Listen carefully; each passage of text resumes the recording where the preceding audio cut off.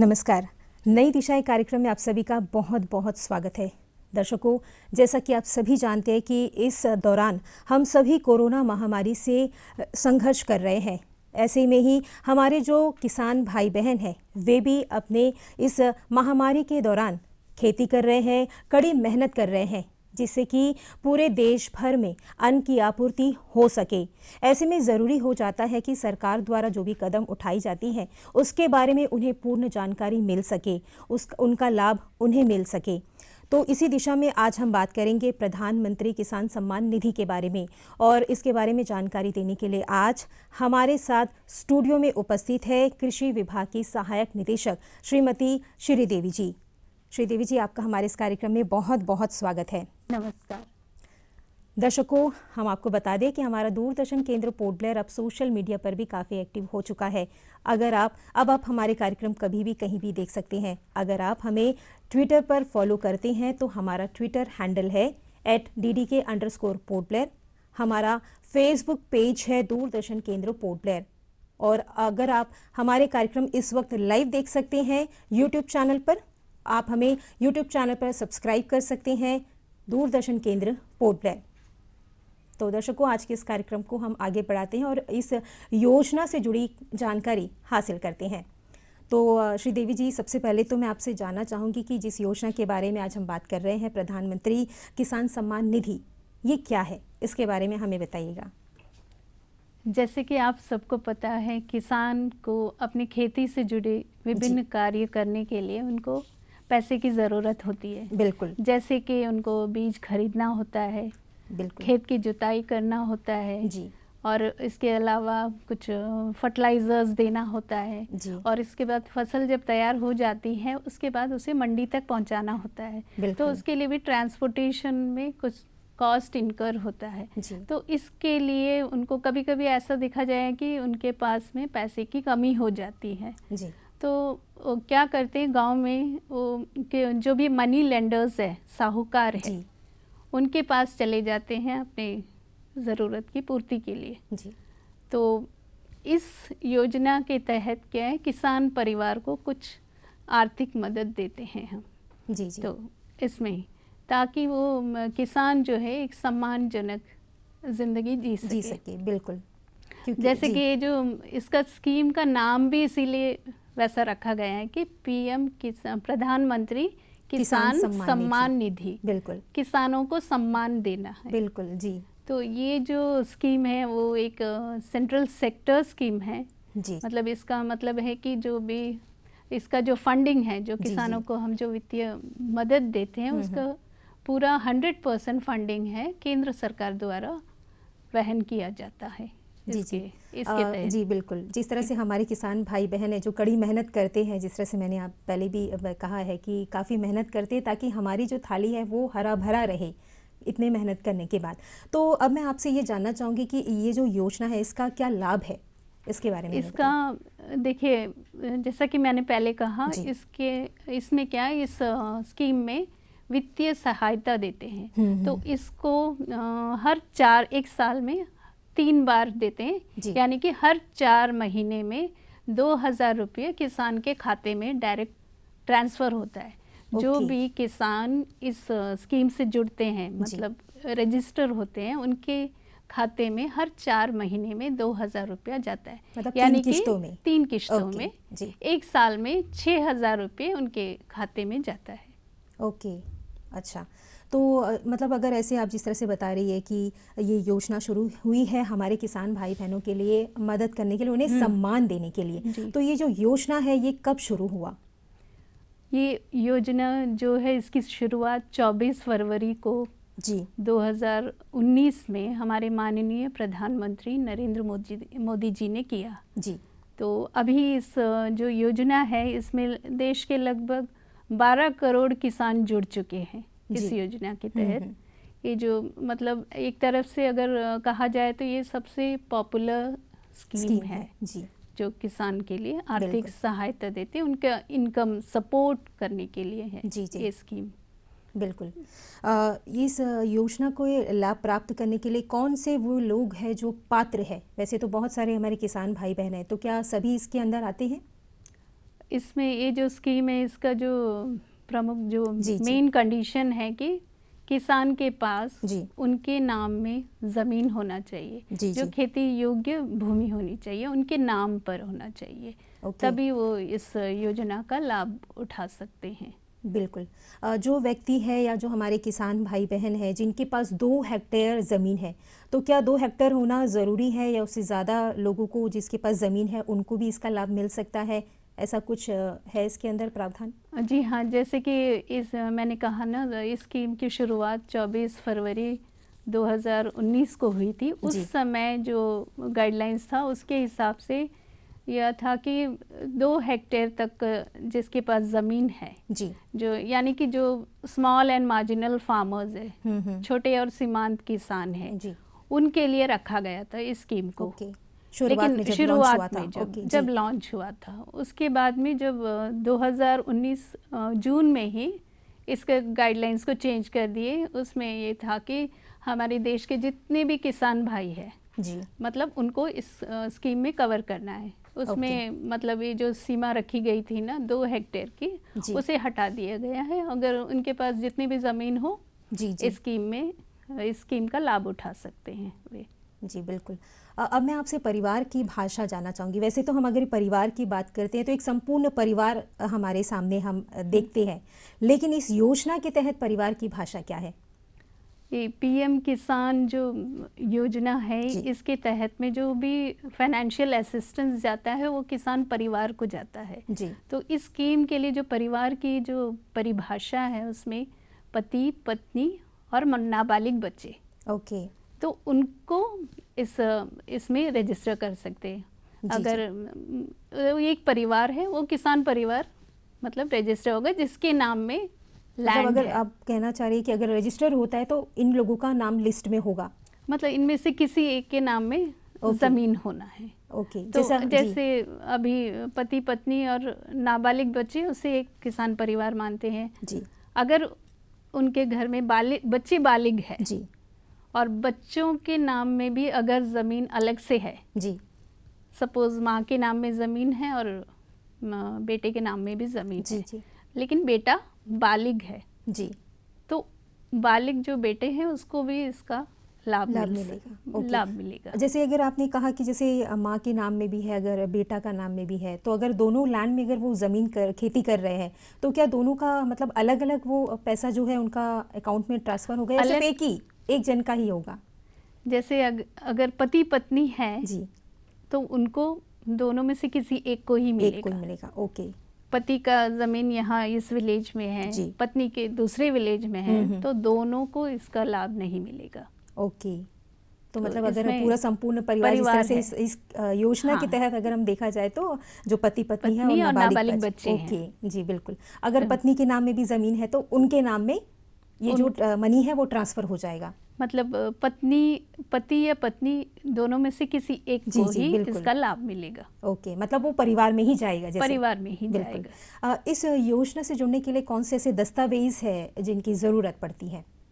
जी हाँ, जैसे अब जब इस योजना की शुरुआत 2019 में हुई थी फरवरी में, तो उस समय क्या जब शुरुआत हुई तो एक साथ बहुत सारे किसानों को हमें रजिस्टर करना पड़ा जी। तो उस समय हमारे जो कृषि विभाग के जितने भी ग्राउंड लेवल के जो स्टाफ है, फील्ड स्टाफ है, वो हर किसान के परिवार के घर गए, उनके एप्लीकेशंस लिए जी, एप्लीकेशन लेकर एक साथ क्या कर दिए, ऑफिस में ही बैठकर सारे पोर्टल में सारे जो जितना भी विवरण था उसको एंट्री कर दिए। ओके। तो पोर्टल में तो अभी क्या है, सब बहुत सारे किसान इसके साथ जुड़ चुके हैं जी। अब किसान खुद अब जो लेफ्ट आउट केसेस है, जितने भी जो किसान है इसमें नहीं जुड़ पाए हैं जी, वो क्या पोर्टल में पीएम किसान पोर्टल में जा सकते हैं। तो पोर्टल में इनके लिए जो पोर्टल का जो एड्रेस होगा pmkisan.gov.in, ओके, उसमें जाकर एक फार्मर कॉर्नर है जी। फार्मर कॉर्नर में न्यू रजिस्ट्रेशन है जी, एक वहाँ पर जाकर वो क्लिक करे तो उनको जैसे स्क्रीन पर दिखा रहा है जी, pmkisan.gov.in। बिल्कुल, ओके। उस वेबसाइट में जाना होगा और उसमें फार्मर कॉर्नर आएगा, उसमें न्यू जो रजिस्ट्रेशन है उसमें जाना होगा। तो उसमें उनका नाम भरना होगा, विलेज का नाम लिखना होगा, देन आधार कार्ड देना होगा, आधार का जो डिटेल्स है वो देना होगा, अपना मोबाइल नंबर देना होगा, और जो किस्तें उनके बैंक अकाउंट में डायरेक्ट ट्रांसफ़र होती है, तो बैंक अकाउंट का डिटेल्स देना होगा। उसमें बैंक का नाम है, IFSC कोड है, और इसके अलावा जैसे कि मैंने पहले कहा है कि और जो लैंड है उसका डिटेल्स। ओके, तो मतलब जो अभी स्क्रीन पर दिखा रहा है यही इसी में जाके हम ऑनलाइन आवेदन कर सकते हैं। फार्मर कॉर्नर है, उसमें न्यू फार्मर रजिस्ट्रेशन में जाकर ऑनलाइन कर सकते हैं। ओके। श्रीदेवी जी, अब मैं आपसे ये जानना चाहूँगी कि अगर कोई इस योजना से जुड़ी, अगर कोई गलत मतलब इन्फॉर्मेशन के ज़रिए इस योजना से जुड़ता है तो उसका क्या नतीजा निकलता है, क्या करते हैं तब, कैसे पता करते हैं कि वो गलत है, और अगर कोई कर भी देता है तो क्या होता है उस पर? तो इसमें ऐसा है कि जो PM किसान में रजिस्टर हो जाता है किसान का नाम पोर्टल में, तो पोर्टल में रजिस्टर होने के बाद में मिनिस्ट्री जब इंस्टॉलमेंट रिलीज करती है जी, उस समय इस जो स्कीम का जो नोडल डिपार्टमेंट है एग्रीकल्चर डिपार्टमेंट है जी, तो हमारे डिपार्टमेंट को पूरे जो एलिजिबल बेनिफिशियरी है उसका लिस्ट दिया जाता है। ओके। तो लिस्ट देने के बाद क्या है, हम इसे वेरीफाई करते हैं। तो जब अगर ज़्यादातर ऐसा देखा गया कि जो पोर्टल में जाकर खुद सेल्फ रजिस्ट्रेशन करते उस समय जी कुछ बातें वो हाइड कर देते हैं जी जी। और एक इसके अलावा किसान साथी ये भी कर सकते हैं कि पोर्टल में अगर उनसे नहीं हो रहा है जी, तो कॉमन सर्विस सेंटर्स है उनके पास में, ओके, विलेज में जो भी पास में है वहाँ पर जाकर भी वो रजिस्टर कर सकते हैं। तो उसमें भी ये जो पोर्टल में जो दस्तावेज है वो सब उनको दिखाना होता है। हर कॉमन सर्विस सेंटर को इसमें लॉगिन करने का एक्सेस दिया हुआ है, तो बायोमेट्रिक वो कर सकते हैं। इसके अलावा अगर पोर्टल में भी वो रजिस्टर नहीं कर पा रहे हैं, कॉमन सर्विस सेंटर में भी अगर उनको कुछ मुश्किलें आ रही हैं, वो कृषि विभाग से संपर्क कर सकते हैं। ओके। और अगर ऐसी कोई गलत इन्फॉर्मेशन देता है तो आपको उनका जब चेक करते हैं, फाइनल चेकलिस्ट वेरिफिकेशन में पता चल जाता है। उसमें वेरिफिकेशन का तरीका है, जैसे कि मैंने कहा ना कि हमें वो लिस्ट फॉरवर्ड कर दिया जाता है। अगर बेनिफिशियरी को अगर किस्त ट्रांसफ़र होने से लगभग 1 महीने पहले हमें वो लिस्ट आ जाता है हमारे पास। तो हमारे इसके लिए हमने ब्लॉक लेवल में भी इम्प्लीमेंटेशन एंड मॉनिटरिंग कमेटी बनाई हुई है जी, डिस्ट्रिक्ट लेवल में भी कमेटी है, ब्लॉक नोडल ऑफिसर्स है, डिस्ट्रिक्ट नोडल ऑफिसर्स है, स्टेट नोडल ऑफिसर्स है। तो फर्स्ट हम क्या करते हैं, हमारे जितने भी एग्रीकल्चर जोनल ऑफिस है वहाँ पे ये लिस्ट भेज देते हैं जी जी। तो वो लिस्ट भेजने के बाद क्या, हमारे जो भी फील्ड स्टाफ है वो उसका वेरिफिकेशन करते हैं। ओके। तो घर घर जाकर या कुछ जो भी तरीके हैं उससे करने के बाद में ये जो ब्लॉक लेवल कमेटी है उसके सामने इस लिस्ट को पेश करते हैं जी जी। वो ब्लॉक लेवल कमेटी में BDO है, रेवेन्यू के रिप्रेजेंटेटिव है, प्रमुख है पंचायत समिति के, PRIs है, पंचायत है, देन हमारे डिपार्टमेंट के असिस्टेंट डायरेक्टर्स है। मतलब इतने लोगों को रखा है ताकि अलग अलग जगह से सारी इंफॉर्मेशंस मिले किसान के बारे में वेरिफिकेशन के लिए। ओके। तो रेवेन्यू में अभी ऐसा होता है कि अभी किसान इस योजना की शुरुआत तो 2019 में हुई है जी, तो लेकिन क्या होता है उसके 1 या 2 साल बाद वो अपना ज़मीन बेच देते हैं, उनके पास ज़मीन ही नहीं है जी। तो वो केस में हमें वेरीफाई करना होता है। तो इस ब्लॉक लेवल कमेटी में रेवेन्यू के ऑफिसर्स भी रहते हैं। इसके अलावा और एक वेरिफिकेशन होता है कि फार्मर 2 साल पहले रजिस्टर कर दिए जी, लेकिन इस बीच में कुछ उनका अगर डेथ हो जाता है जो रजिस्टर्ड फार्मर है और उनके परिवार वाले कुछ वजह से हमें इंटीमेट नहीं कर पाते हैं जी जी, तो उस केस में भी हम क्या करते, जहाँ पे रजिस्टर बर्थ एंड डेथ का जहाँ मेंटेन करते हैं जी जी, उनसे भी इंफॉर्मेशन लेते हैं। ओके, तो ये इतना तो हम वेरीफाई कर पाते हैं जी। और एक है कि इसमें देखना है कि वेदर इनकम टैक्स पेई है कि नहीं है। जी जी, वो तो हम ज़्यादातर किसान के ऊपर ही हम भरोसा करते हैं कि वो कैसे, वो जो भी लिख कर देते हैं, जी जी, बिल्कुल, जो बताते हैं उसके हिसाब से हम करके उसको वेरीफाई करके फिर हम इसे पोर्टल में ही अपलोड कर देते हैं। ओके, तो उसके बाद ही मिनिस्ट्री से उनके खाते में डायरेक्ट पैसा हो जाता है, ट्रांसफर हो जाता है। ओके, तो मतलब ये जो जी, प्रक्रिया है जी, हर किश्त देने से पहले होता रहता है। ओके, मतलब टाइम टाइम से अपडेट किया जाता है ताकि हमेशा जो भी, जी, अपडेट इसमें पोर्टल में हमेशा ही अपडेट करना पड़ता है, बिल्कुल, क्योंकि जी, किसान का स्टेटस हमेशा चेंज होता जी, रहता जी, है। बिल्कुल, ओके, जैसे कोई इनकम टैक्स पे इस साल है, जी जी जी, नेक्स्ट ईयर अब इस साल नहीं है, जी, लेकिन जी, नेक्स्ट ईयर वो इनकम टैक्स पे ही हो सकता है। तो किश्त मिलने से पहले उनको अगर आकर बता देते तो हम पोर्टल में उसका करेक्शन कर देते हैं। जी जी, तो फिर वो इनएलिजिबल हो जाते हैं। ओके, तो इसी तरह करते हैं। अगर जी, फिर अगर जानबूझकर भी अगर कोई भी करते हैं तो क्या है, उसमें रिकवरी प्रोसेस है। जी जी, ओके, जो भी पैसा उनके नाम पे गया है, क्योंकि इनकम टैक्स पेई का क्या है, पोर्टल से ही मिनिस्ट्री ही अलग करके हमें लिस्ट दे देती है जी जी, कि ये इनएलिजिबल है क्योंकि वो इनकम टैक्स पेई है। जी, तो ऐसे में उनको जो भी सहायता गया है, जो उनको उनके खाते में गया है, उसे हम रिकवर कर देते हैं। ओके। तो श्रीदेवी जी, अब मैं आपसे जानना चाहूँगी कि वे कौन है जो इस योजना के लाभ को प्राप्त करने के पात्र नहीं है? जी हाँ, इस योजना के गाइडलाइंस में ऐसा दिया है कि कुछ एक्सक्लूजन कैटेगरीज है। जी, जैसे कि ये किसी इंस्टीट्यूशनल लैंड होल्डर्स, जी जी, जैसे कोई कोऑपरेटिव सोसाइटी हुआ, वो खेती करते हैं तो है जी, लेकिन वो एक इंस्टीट्यूशन में आ जाएगा, या प्राइवेट फर्म है, कोई कंपनी है, लेकिन वो खेती से जुड़े हैं, लेकिन उनको इसका लाभ नहीं होगा। ये सिर्फ किसान को दिया जाता है। तो इस तरह इंस्टीट्यूशन लैंड होल्डर्स को एलिजिबल नहीं है। और किसान परिवार में अगर कोई जी जैसे मतलब कॉन्स्टिट्यूशनल पोस्ट होल्ड कर रहे हैं या पहले होल्ड कर चुके हैं, उनको भी नहीं दिया जाएगा।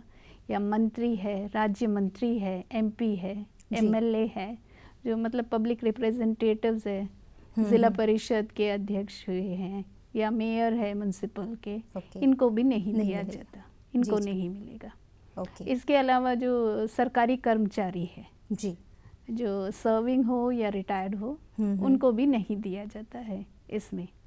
तो सरकारी कर्मचारी जो रिटायर हो चुके हैं, लेकिन उनका ऐसा है कि पेंशन जो है महीने में जो मिलता है वो 10,000 रुपये से अगर कम है तब वो एलिजिबल है, मतलब वो लोअर कैटेगरी में आ जाते हैं, उनको पैसे की दिक्कत है, इसलिए उनको इसमें सहायता मिल जाती है, वो इस स्कीम में कवर हो सकते हैं। जी जी। फिर इसके अलावा जो जैसे मैंने जैसे पहले कहा कि इनकम टैक्स पेइज, जी जी, उनको भी इस दायरे से, इस योजना से बाहर रखा गया है। फिर डॉक्टर्स है, इंजीनियर्स है, चार्टर्ड अकाउंटेंट्स है, जो अपना खुद प्रैक्टिस करते हैं, जो उनको भी इस योजना से बाहर रखा गया है। ओके। फिर और जैसे पति पत्नी है, दोनों में से किसी एक को मिलेगा। जी जी जी, बिल्कुल। पीएम किसान ई-KYC ये क्या है, इसके बारे में हमें बताइएगा। जैसे अभी पीएम किसान योजना शुरू हुई है 2019 से जी, उसमें जो पहली जो किश्त थी उसके पीरियड था दिसंबर से मार्च तक का, 4 महीने का जी।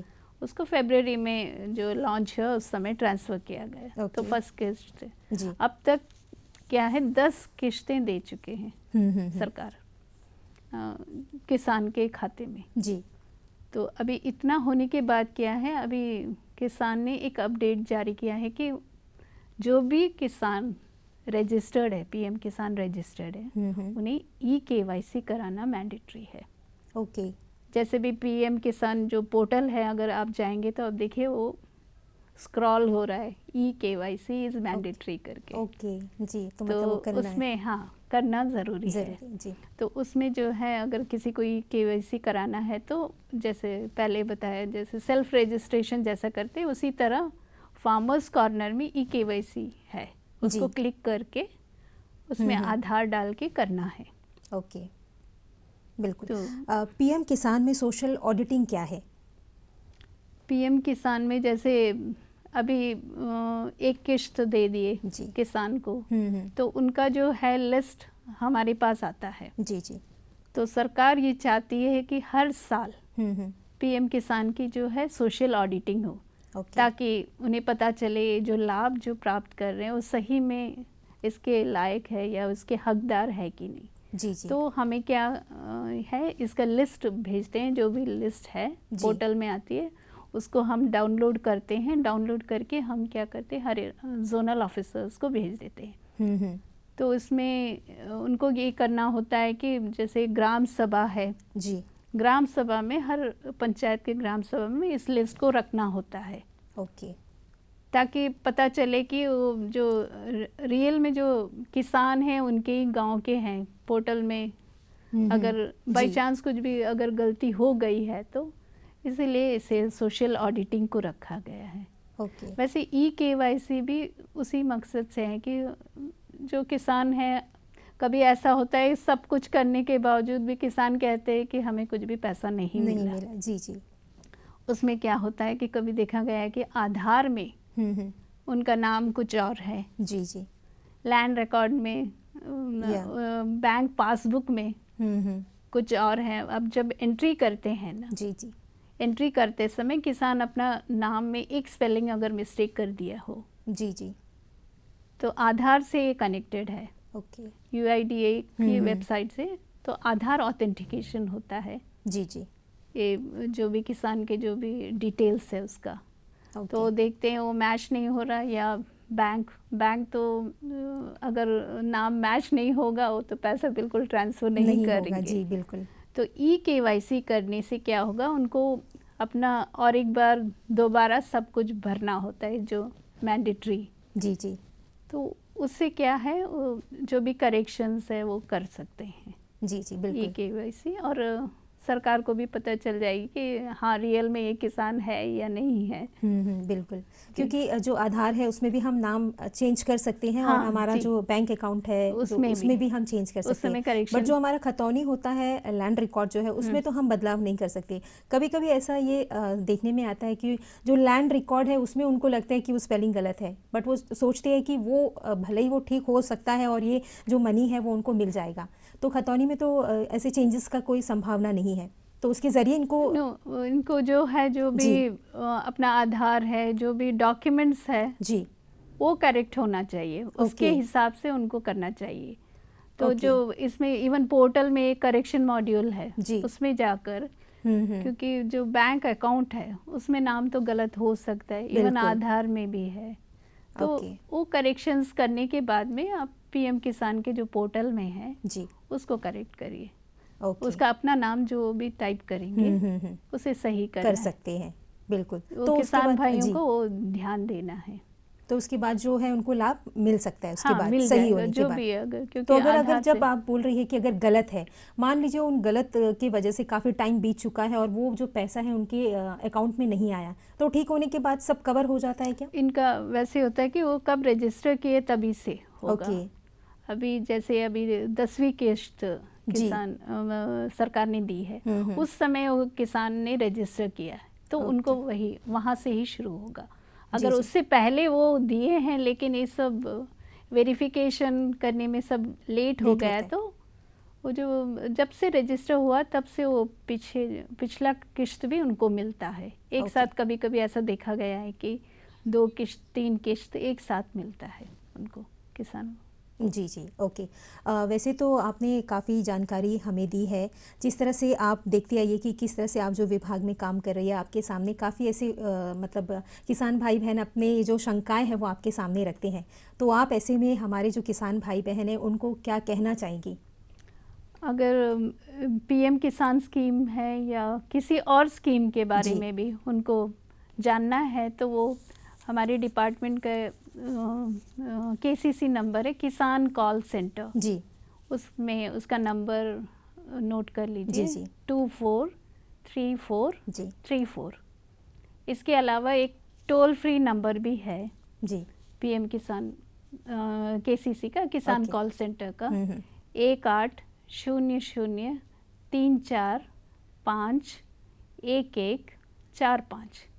इन दोनों फ़ोन नंबर में किसान कॉल कर सकते हैं। PM किसान जो सम्मान निधि योजना है इसके बारे में भी जान सकते हैं, या किसी खेती से जुड़ी कोई भी जानकारी है उसके बारे में पूछ सकते हैं किसान साथी। बिल्कुल, तो कभी भी वो इसमें कॉल कर सकते हैं जो भी जानकारी चाहते हैं, उनको जो भी मुश्किल है। बिल्कुल, अभी जैसे कुछ दिक्कत अगर आ रही है तो वो उसमें डिटेल्स जो है प्राप्त कर सकते हैं। बिल्कुल, जैसे उनको अभी EKYC हमें करना है 31 मार्च तक जी।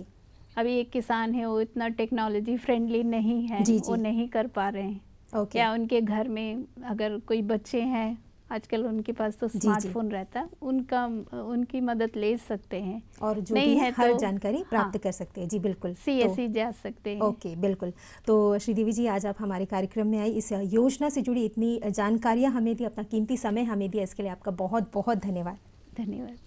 तो दर्शकों, हम आपको एक बार फिर से बता देते हैं कि हमारा दूरदर्शन केंद्र पोर्ट ब्लेयर अब सोशल मीडिया पर भी एक्टिव है। अब आप हमारे कार्यक्रम कभी भी कहीं भी देख सकते हैं। अगर आप हमें ट्विटर पर फॉलो करते हैं तो हमारा ट्विटर हैंडल है @DDK_पोर्ट ब्लेयर। हमारा फेसबुक पेज है दूरदर्शन केंद्र पोर्ट ब्लेयर, और यूट्यूब चैनल पर भी आप हमें सब्सक्राइब कर सकते हैं दूरदर्शन केंद्र पोर्ट ब्लेयर। साथ ही हम आपको ये भी बता दें कि आज के इस कार्यक्रम से जुड़े अगर आप हमें कोई सुझाव भेजना चाहते हैं तो सुझाव भेज सकते हैं। सुझाव भेजने के लिए नोट कीजिए हमारा पता: दूरदर्शन केंद्र, AIR रोड, डिलैनीपुर, हेडो पोस्ट 744102। साथ ही आप हमें मेल कर सकते हैं। हमारा ईमेल ID है hopddk@gmail.com। तो दर्शकों, हमें पूरी उम्मीद है कि हमारे जो किसान भाई बहन हैं वे इस योजना से जुड़ी जो भी लाभ है उसे प्राप्त करेंगे और अपने जीवन में आगे बढ़ेंगे। एक नए विषय के साथ हम आपसे फिर मिलेंगे। अब आपसे इजाज़त चाहते हैं। नमस्कार।